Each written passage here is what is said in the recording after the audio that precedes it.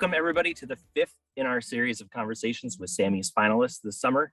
I'm Jordan Lapierre, Public Relations Director at the Partnership for Public Service, and your host for today's conversation. So glad you could join us all. The federal workforce is aging, and about a third of federal employees are eligible or nearly eligible for retirement, while only about 7% of career federal workers are age 30 or under. Put simply, the federal government is not attracting young people at a fast enough clip to fully replace those who are heading for retirement. And yet, federal jobs offer incredible opportunities to put skills to use and make a big impact early in your career. So today we have two emerging leaders finalists in this year's Sammies, two federal employees aged 35 or younger who are doing big things to make our country better. So let's welcome in today's panelists. First, we have David Rader, Deputy Director of the Office of Overseas Investment Review at the Defense Department. David works to ensure that the information about sensitive technologies doesn't fall into the hands of hostile foreign governments. Hey, David, welcome. Hey, thanks for having me. It's good to be here. Absolutely. And Mark Williams is a research agricultural engineer at the Department of Agriculture based in West Lafayette, Indiana. Mark's work focuses on minimizing specific kinds of agricultural runoff to protect water supplies and the environment as a whole. Hi, Mark, good to see you. Hi, Jordan, good to be here. So congratulations to you both on being Sammies finalists. We are so honored to be able to recognize you and your work. I'd love to start by just hearing a little bit more about what each of you does and how you see it impacting the American people. David, I'd love to start with you. Yeah, thanks so much. So Deputy Director, Office of Foreign Investment Review, our job is to screen financial transactions that could potentially have a negative impact on the U.S. economy, U.S. national security, and our ability to adequately build and develop and mature technology. And that ranges from, traditional military stuff you're thinking of, all the way to biomanufacturing technology, semiconductors, everything in between. And so we look to promote foreign inbound investment and grow our economy. It's one of the great benefits of having our, Western economic system that we have. But there's also protections that are needed in place to ensure that adversarial capital isn't there to exploit or take some of that tech and move it.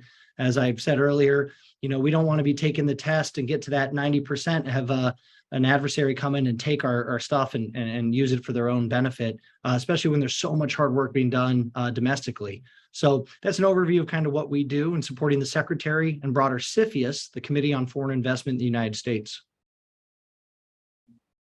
Tell us a little bit more about your work. Yeah, sure. So I work for the USDA Agricultural Research Service, the National Soil Erosion Research Laboratory. So I'm a research agricultural engineer. I do a lot of work studying how water and nutrients move from agricultural fields into nearby streams and ultimately water bodies such as Lake Erie or the Gulf of Mexico. So we study anything from water flow through a wormhole all the way up to water flow in these big, large river networks. So we're trying to increase agricultural productivity, promote rural economies, but also reduce the environmental impacts of the agricultural sector on water quality. So one of the things that I love about Sammies is that we get to demonstrate the full breadth of what the federal government does on our behalf. I think we've got that represented here today. Mark, come back to you. Tell us a little bit more about your background and what interested you in coming to work for the government. Yeah, sure. So I grew up in central Pennsylvania, so I went to Penn State for my degrees. And when I was looking for essentially a master's advisor at the time, I was introduced to the USDA Agricultural Research Office on Penn State's campus. So that's initially how I got connected with the federal government, was during grad school looking for a research project. So I ultimately worked as a graduate student for that ARS office when I was at Penn State. And then when I graduated from Penn State, I actually got my first full-time federal position, which was at the Soil Drainage Research Unit in Columbus, Ohio, as a postdoc. And then I became a full-time scientist here in West Lafayette. So I was exposed, I guess, early as a student, and I've stuck with it ever since. And David, what about you? What brought you to government, and what has surprised you most about your career in government? Yeah, so I enlisted in the Army out of high school, actually, served as an infantryman. Later on, went to become a lawyer and an investment banker and consultant.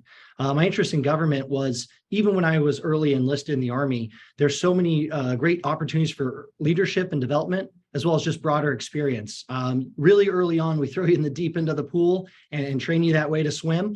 And still is true with government. While I enjoyed my time in consulting and investment banking as an attorney, it wasn't that same level of, hey, here's a problem, go fix it, go, use your skills and experience and expertise and bring us the best product you can. And you get that in government, which is why it's so appealing, at least to me now, and as a young person, if you will, although I'm on the edge of the spectrum there, to really say, hey, sir, hey, ma'am, I think this is how we should solve this problem or attack it. And they say, go forth. And that's something you just don't get in any other sector like you do in government. That's what's so appealing. Now, your second question of what's been so interesting to me is the amount of dedication and the amount of experience that I've seen in my colleagues, both at the subordinate and the peer and the superior level. It's been incredible. I mean, the number of I'm making up schools here, but Harvard Law and I have a PhD from MIT kind of people in the room with you, and they feel the same sense of passion and commitment to the mission. And so just seeing how many people could easily be in the private sector, but they're drawn to government, both in public service and earlier, as I mentioned, just the breadth of experience and leadership and opportunities you have, they're limitless in government, at least in my experience. And I've really seen that and been impressed by how many people could be doing a whole range of things, and they're here to serve the public, to serve the country, and to better themselves simultaneously. So, as you said, you wore a lot of hats, David, before you came into government. What lessons did you learn prior to entering government that you think have been most useful in your career with the federal government? Yeah, so it's funny, in the private sector, every dollar you spend matters. It's always accounted for. It's something that you have to always prove to your boss or your colleagues why you're doing what you're doing and how does that deliver value to somewhere else in the company or the organization. That's not true for every organization, but for most. So coming into government, that mindset has been really invaluable to make sure we're always looking at our profits and losses, if you will, or our budget. Make sure we're being good taxpayer stewards of the taxpayers' money. I do see a lot of it. It's funny because I think from an outside view, I had a stigma that the government just spends the money and it's unaccounted for. And that's not really true. We really care about how we spend every cent. We try to maximize it and optimize it as much as possible. And so having that rigor from the private sector, as well as just that understanding of how the private sector thinks about problems, has been really useful in my government experience. And I've noticed the government has latched onto that. They've been super receptive of how can we be better? How can we deliver more for the citizens of the United States and the world we live in? And so I've just seen great adhesion to that private sector, public sector marriage in my line of work. And it's been invaluable in making both better. Yeah. Mark, what has surprised you and what's been the most rewarding from your time in government? Yeah, so I think the most surprising thing to me is that, like David kind of said, looking from an outsider in, you kind of get this feeling that government's kind of cold or rigid or kind of unwelcoming. But I found the exact opposite to be true, right? So government has been very welcoming. There's unlimited connections with people across the country. So for me, there's over 90 USDA labs across the United States, and once you're an employee, you're automatically connected with each one of those locations. So the possibilities for doing research, for doing collaboration, for other things, you have an instant network. Unlike if you're at a university where you have to build that network, you instantly have that when you come into a government, and that's not just within your own agency. We work across agencies. We work with the U.S. Geological Survey and other agencies. We work with NASA. So it's really great to build, to have these collaborations at your fingertips. And I kind of going along the same lines, the most rewarding thing has definitely been working with a diverse group of people. You get to work with people from, that have all different types of experiences that are from all over the world. And I think that's been really great. And it's undervalued. A lot of times, it's just not, government's kind of viewed as kind of uniform, but it's not. It's very diverse. It's very open. It's very supportive. And that's what it's been really rewarding working for them. And when you think about what you've been able to experience working at ARS, versus what you might be able to do in the private sector. How do you compare the impact that you've been able to have in your role? Yeah, so I mean, for me, the impact comes back to doing research, having a consistent funding source, right? So if you're at a university, you're constantly fighting for funding. It's very competitive with your peers, but within government, the annual government appropriations that we get allows us to do long-term research that would be unfathomable if we were working at a university. So for example, some of our research sites we've been monitoring for over 20 years. That's just not possible outside of government. So having that kind of impact, we were able to help farmers, help communities a lot more when we have this long-term information, especially when we're talking about climate and water quality. So on the flip side, if you were speaking to a young person who is considering a career in government or maybe just entering a career in government, what would you say are some of the challenges that they should prepare for up front or know that they'll be facing in their experience? Challenges with government. I mean, I think a lot of the challenges in government are challenges, a lot of other workplaces there's, in government, there's a lot of paperwork. There's rules and regulations, a lot of policies you have to follow. So, there's kind of a learning curve to understanding all that and how the system works.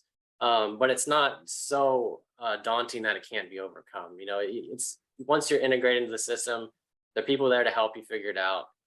It's really easy to learn once you do. So, David, same question to you. What advice would you give to a young person starting out their career about the challenges they might have to tackle? Yeah, so first is it's big. There's a lot of moving parts, and mapping that and mastering that takes a long time. And so you'll get frustrated with that because there's so many departments and organizations out there. I mean, for example, the Department of Defense is one of the primary financiers for healthcare and agriculture development in research and development. Most people wouldn't expect that, especially with Mark on the line, and you think USDA only, but you don't realize how it overlaps and all intersects. So that takes a minute for sure and can cause some head bumping against the wall. Second is building a network within government. Despite being very structured and having a clear chain of command and knowing, my email address means I'm part of this organization and my card, ultimately you have to build your own personal network. A lot of this government works because of personal relationships. Mark, for any time going forward, I can call him and say, hey, buddy, I have a thing that I think agriculture cares about. What do you think? Who do I talk to? If I didn't have that first degree connection, sometimes it's a little slower moving. You do experience the same thing in corporate America too. So it's no different. It's just the scale of government sometimes causes some heartburn and friction. And then my last comment is going to be double tapping Mark here. The paperwork sometimes catches up with you where you really want to go do something, but you're focused on all those other aspects of it, administrivia. But over time, you start to realize the importance of it. And so we're held accountable so we can explain how we're spending our money and our time and what we're doing to make America a better place. Congress has the oversight function is very critical. It's not until you see the whole of government that you realize, okay, good, there's a reason we need to build this paper trail so people understand what we're doing. Is there a moment, David, where it has dawned on you like, wow, I've taken on this really big responsibility. I have a lot on my shoulders and I'm responsible not just for doing this job well, but for representing the country and for doing right by the taxpayers? Like, how do you grapple with that thought process? Yeah, it's interesting. I've had probably two of those aha moments. One is we were negotiating a multi-billion-dollar deal that some bad guys were trying to get a capability we didn't want them to have. That resulted, and we had an economist explain to us how many hundreds of millions of dollars in US GDP, how many jobs, how much tax revenue, what that means for a school in Idaho's books, and what that means for a bridge in Kansas. And you realize we're sitting kind of on the cusp of this decision making. Now, obviously, it goes above me, but I mean, you're still working on that and thinking, geez, a lot of people's lives are affected because of this exact moment right now. And then second is, we had a special relationship with the Securities and Exchange Commission about a certain, transaction. And so I was briefing the different chairpersons of the SEC. And, this is a presidentially appointed Senate confirmed person. And a part of me is thinking, I'm just a kid, doing the best I can. But in the same vein, I absolutely belong in this room. And so kind of seeing that within government, I think everybody goes through that because the problems are so unique. That you really have to understand that everybody is just relying on their background, experience, and network to really solve these problems that's best for the country and our people. Is there anything that you wish that you, anything you know now that you wish you had known when you started in government? Oh, geez. Yeah. So my whole life I would do over again, if I could. We'll clear the slate Pick there. one, maybe. Yeah, exactly. I would say always be in pursuit of higher education. Now, it doesn't have to mean a graduate degree university, but always be reading and learning because it's such a dynamic world that we live in. It's like a big Rubik's Cube, but not six-sided, like 1,000 sides. And so the more sides of it you understand, the easier it is to understand how it all comes together. So, if I'm in a very specialized field, maybe Mark's in a specialized field, but understanding how our two fields could intersect makes it a lot easier to get your grasp around government and be a better government employee. So focus on just being kind of just never getting tired of learning, reading, attending events. That will make your service in government and your time after a lot better. Mark, same question to you. What do you know now that you wish you had known? I think just the importance of the networking, right? So we talked about it earlier. I can't stress that enough, is that the collaborations and the opportunities are there, but it's how to develop those collaborations that makes you really successful or not. If you can find people that you can trust, that you work well with, and then you can build on what the collaborations that they have, the communications that they have. So I think starting that early and starting it often makes you have a lot greater chance to succeed within government than if you just sat in your office and work by yourself. Yeah. So, Mark, you're working in an area of government that I think a lot of people probably don't think about on a regular basis or don't necessarily engage with. How important do you think it is to create visibility around what's happening across government on behalf of taxpayers and to create moments for people to understand, the scope of everything the federal government does to make our lives in our country a little better? I think it's extremely important. So there's kind of I don't know if it's a running joke, but that we kind of viewed the Agricultural Research Service as the best kept secret in the USDA because no one really knows about us. When you think about the USDA, you think about, meat, or you think about organic food, things like that you see at the grocery store every day. But there's this whole branch of the government that does research on agriculture, and getting that out there, I think, would go a long way for people, using us and using our knowledge, and increase the impact even further. What do you think people most misunderstand about public service and public servants? Like, this is your platform today. What do you want to tell people to correct some maybe misperceptions out there? I think the biggest one is that the government's not out to get you. There's especially, working in agriculture and other things like that. There's this thought that since we work for the government that we're going to regulate you, or we're going to tell you what to do with your land, or, we're spying on you, whatever it is. But we're not doing any of that. We're here to help. We're trying to solve problems to make not only you more, productive, increase your income through crop sales and other things like that, but we're also working to improve the environment. So we're trying to do both of those things. We're here to help, not out to get you. And David, what about you? What do you think people most misunderstand about public service? Yeah, I'm going to echo two of Mark's comments, and I hate to not have an original thought here, but one is that it's really rigid. It's not, I would argue it's not. There's a lot of great leaders out there trying to cultivate the next generation. There's a lot of interesting opportunities, and there's just a lot of really good people who will help you move laterally and horizontally across government. So it's really dynamic and fun. The others were there to help. I'm constantly traveling, going and scouting the best technologies, meeting with the war fighter, meeting with hospitals, meeting with agriculture. And my whole mission is to go there and say, what is government doing wrong? What can we do better? What can I personally do better? Who do you need to talk to get this mission or this message out? So that, is it the Senate? Is it the White House? Is it, who needs to hear this so we can make America a better, freer, safer, more prosperous place, and the world that way. And so 100% what Mark said, we're not, honestly, we're not here to hurt or look at people. We're here to say, how can we just make this better? And then my last comment would be too is, I came from, I had a little bit of a stigma about the average government employee. And I mentioned it earlier. There's some really bright, exceptional, caring, just good people who could be doing different things with their life. And they chose to be here. And you can feel that there's a real sense of pride, a real esprit de corps that I feel in my office. We have great morale, and I see it across, people working 12-hour days when they're paid to work 8, and you think, why? And it's because they enjoy what they're doing. And I've never seen anything like it. So it's really special. So as I said up top, there less than 10% of the federal government is under the age of 35, and the government is struggling to attract young talent. It's a competitive job market. How do you view the opportunities for young people in government, and what would you say in favor of considering a career in government? David, I'll start with you on that one. Yeah, sorry to cut you, Mark.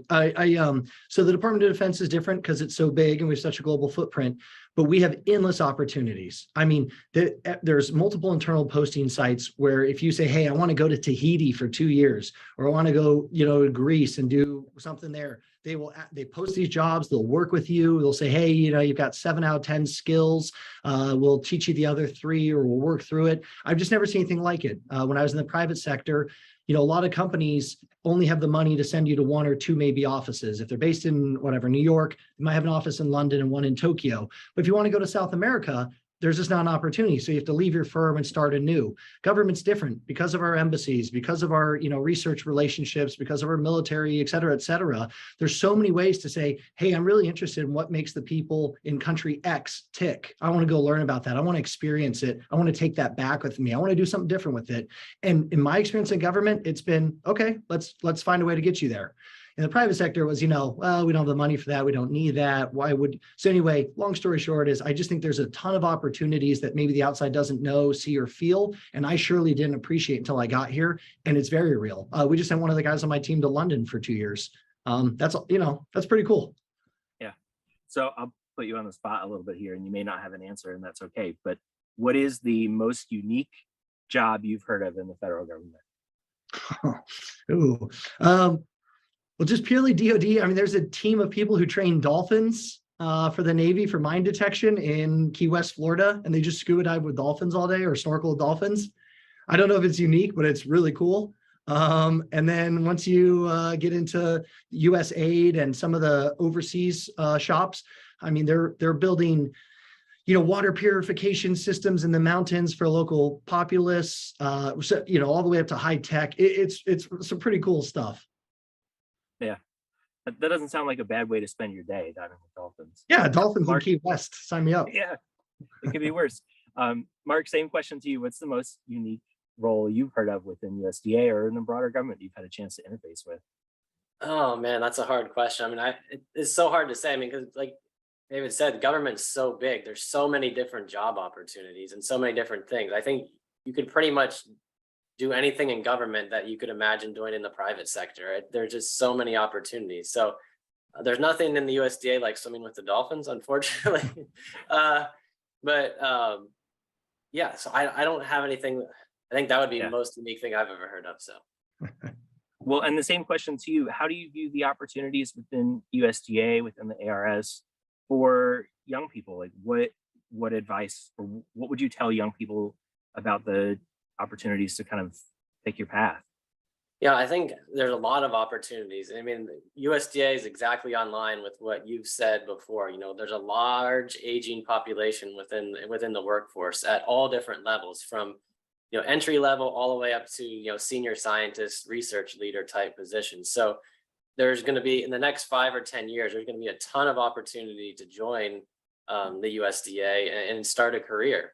And for advice, I mean, I think the biggest piece of advice is you just have to look. I mean, USA Jobs is a great resource where you can go and find jobs all over the country for all the different agencies and departments. So if you're interested in government, I would just say, just check them out. I mean, there's endless searching opportunities to look for. And David, for you as well, what advice would you give to a young person considering a career in government? Yeah, I would reach out to folks, build relationships, figure it out, what they really do, the extent they can share sometimes. The real hurdle is USA Jobs for a lot of folks, but I know you guys have multiple platforms where you talk about that, about how to navigate USA Jobs and make yourself really appealing. I think that the US government in general is getting much better about that. I know that I reached out to WHS, that's our admin function in DC, about recent graduate student fair. And I said, could you please go? And they sent 3 people, and there was like 7 government agencies there trying to look at resumes and trying to say, this doesn't really apply. Anyway, long story short is I think there's a lot of resources out there to help people get in. And then once you're in, there's a lot of resources once you're in to help you move around and upward, and a lot of great training. So hunt people down on LinkedIn, go to events, meet people, figure out what they do, what you're interested in, and try to find a way to get in, and then start mapping it out. And I think you'll really find it beneficial and actually quite approachable. Are there, do you think, particular qualities or skills that you have seen that are really important to being a strong public servant that you like to help young people to grow or strengthen? Yeah, I mean, certainly, reading and writing, critical thinking, being able to convey a message.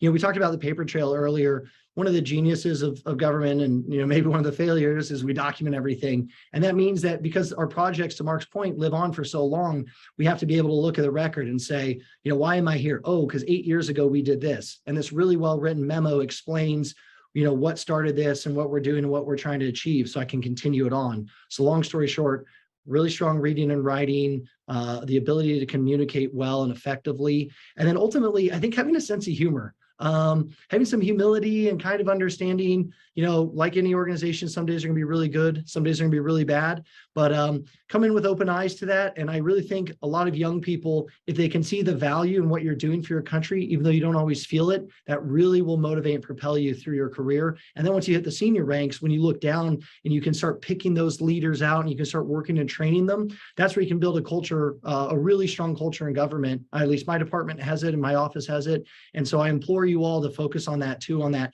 leadership teamwork aspect, on top of course, core reading, writing, your skills and your competence of your job.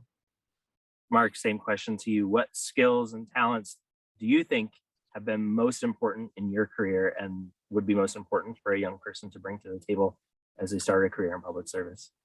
Yeah, I think the biggest one I would say is this problem solving and troubleshooting.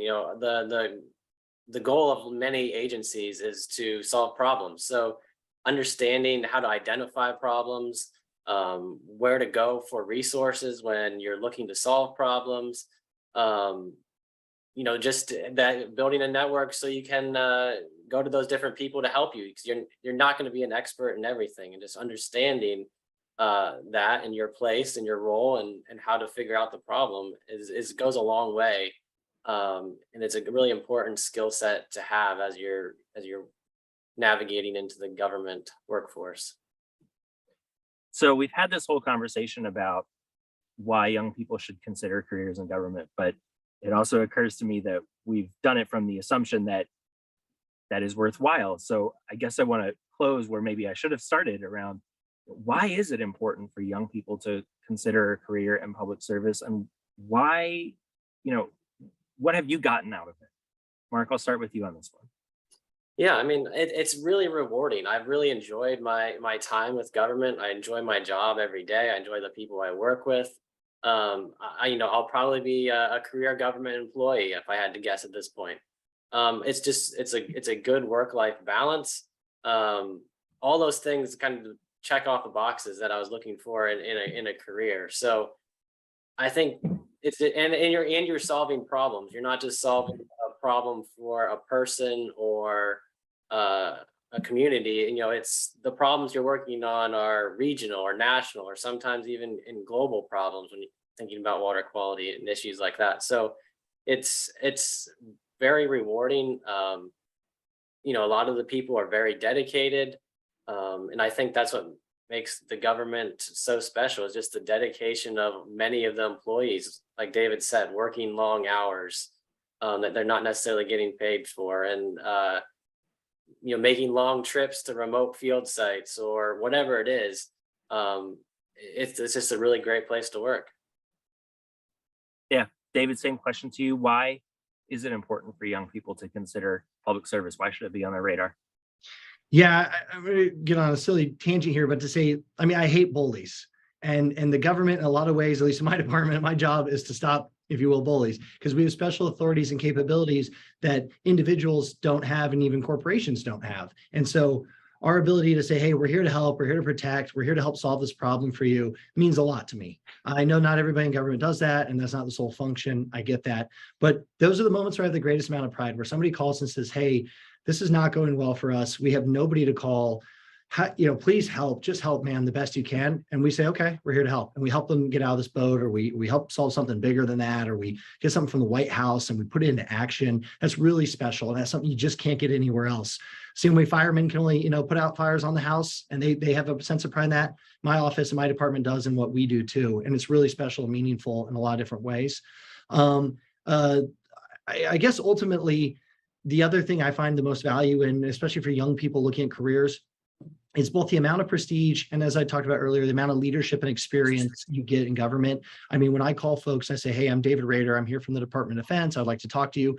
Almost always they open the door, because they know my mission. They know who I am. It's trusted and vetted. They know we only hire some really sharp people, and so I think that ability to interact across both the private and public sector and throughout government, because of the way our government is viewed by a lot of the world specifically, and then of course within our country, really gives you a lot of meaning and drive behind your work. And again, just opens doors. And then that translates into your own personal experience, growth, development, and what you can offer, whether you remain in government or leave.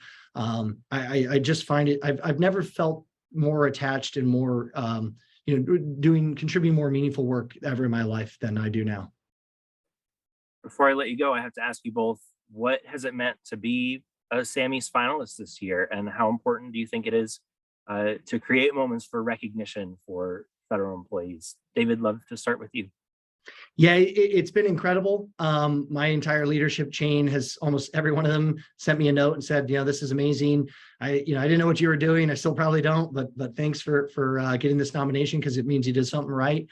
I think it's I applaud you guys for setting this up and for delivering this, so that the people of the United States know how many, I hate to say it, but like faceless public servants there are here every day, coming to work and working really hard to make the world a better place. And I do such a small portion of it, and it feels so important. And when I realized, in the entirety of government, I mean, I'm just a tiny little sliver of this pie. And that means there's so many people doing great work.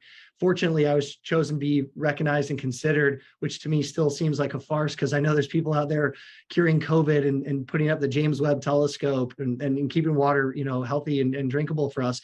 And it just means a lot that you all take the time, and the public and those listening right now are willing to spend 5, 10, an hour of their day to hear what the government has to say, and how we view ourselves, and how we want to become a better partner and support and serve. So it just means a lot to get out there, so folks know that a lot of people here really, really care about us, Saul, and what we do for our country. Thanks, David. And Mark, same question to you. Yeah, I mean, it's a very big honor to be recognized for this award. And I think it for, me not being in DC, it kind of also highlights that there are government employees all around, right? So government is not just in DC, it's all over the country. There's federal employees all over the place working every day to make a difference. And, meeting some of the other, the emerging leaders and some of the other folks who've been in, government for a long time, it's amazing at the different types of work that goes on in the government. And to see that, it is kind of like humbling. It's like, wow, I study that, water goes downhill, but then there's all these other people that doing all these great things. So it's a big honor. And I really appreciate just the recognition, because there are a lot of great people out there doing good work in the government. Well, it's truly our honor to be able to recognize you and to recognize the work that the government does to make all of our lives a little bit better. So I want to congratulate both of you again on being Sammies finalists, and thank you for sharing a bit about your incredible work with us today. And to those of you who are tuning in, I want to thank you as well for joining us today for this conversation. We will be back in 2 weeks with our final Summer Series event. We hope you've enjoyed these conversations, and we hope to see you again in 2 weeks. If you're enjoying these events, we'd love to hear from you. You can drop us a line at Sammies@ourpublicservice.org. And if you want to learn more about David and Mark and the rest of this year's honorees, you can visit servicetoamericamedals.org. That'll do it for us today. Thank you all so much for watching and have a great day.